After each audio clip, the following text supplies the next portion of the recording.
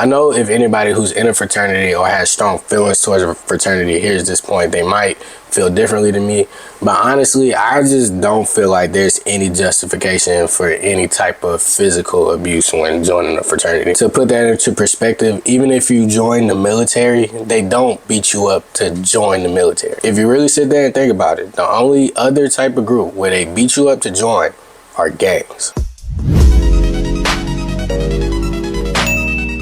I wanted to do this video like a little earlier than this, but I didn't want to make a video like completely full of speculation and things of that nature, because ultimately I didn't want to spread misinformation. Like I said previously, most people who live around where I live know about the story already, but if you're from like a different state, you might not know about it. Recently, there was a kid who actually goes to the school I'm attending right now who unfortunately lost his life pledging to a fraternity. The person I'm talking about name was Caleb Wilson. He was an engineering student at Southern, and just an unfortunate event all around, obviously. Even more sad, this wasn't like the first time something like this has happened.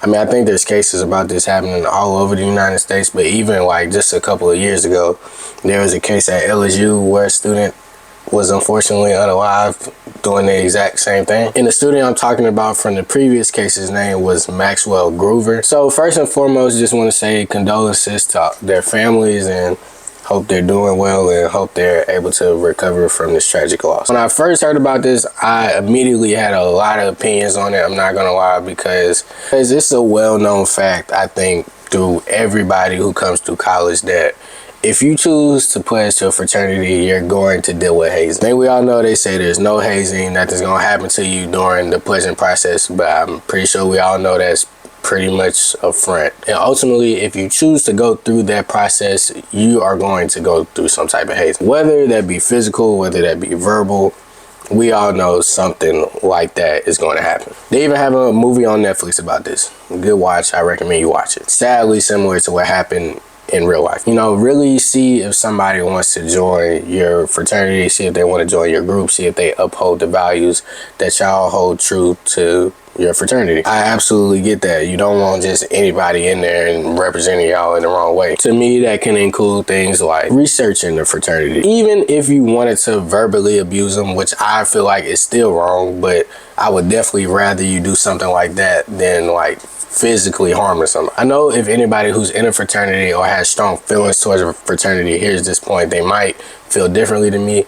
But honestly, I just don't feel like there's any justification for any type of physical abuse when joining a fraternity. I just don't at all see why it's necessary. I don't understand why somebody has to get beat up to join a group. I just don't think it's ever any situation where you could apply that and say that that's needed. To put that into perspective, even if you join the military, they don't beat you up to join the military. If you really sit there and think about it, the only other type of group where they beat you up to join are gangs. So I don't think a college fraternity should be similar to a gang in any type of way, especially when the values you claim to uphold are direct opposites to a gang. Now, I will say this though, I don't think people who like do physical hazing probably in a fraternity are necessarily bad people. I think in most cases they're probably just doing what was done to them. That doesn't make it right by any measure, but again, I don't think that automatically makes you a bad person, because I hear a lot of people now want to tear like people down who are a part of the group who took part in like doing anything physical during a hazing ritual. I really honestly don't think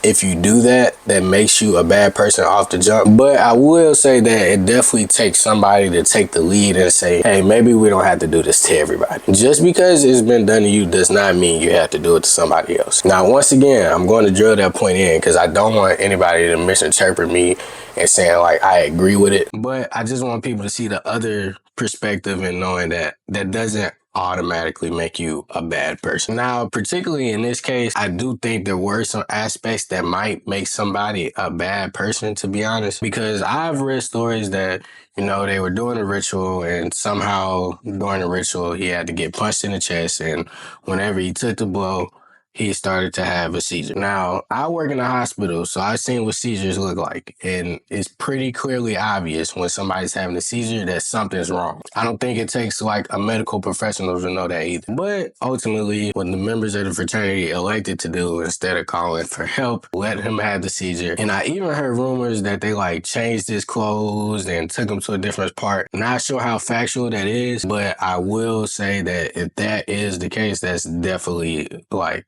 not justifiable anyway. And that, yes, if you did take part in that, that's completely morally wrong. It's kind of crazy to me that the people who were in the situation really ultimately chose to put a group's well-being over someone's life, which obviously should never, ever be your thought process. You know, I never want to like sound biased or seem like I'm not thinking about the other person's point of view, but I really just can't think of any reality where you really think that that's okay. Because once again, I know we all know once they saw that Caleb Wilson was having a seizure, they all knew something was really wrong. You know, I really can say I hope for better things in the future, but I really don't think no matter like what I say or unfortunately how many people lose their lives to things like this, that is going to stop. I think that we all know that in the future, fraternities are going to keep hazing. They're going to keep beating up people. They're going to keep whipping people. We all know that that's going to keep happening. So if you're a student right now or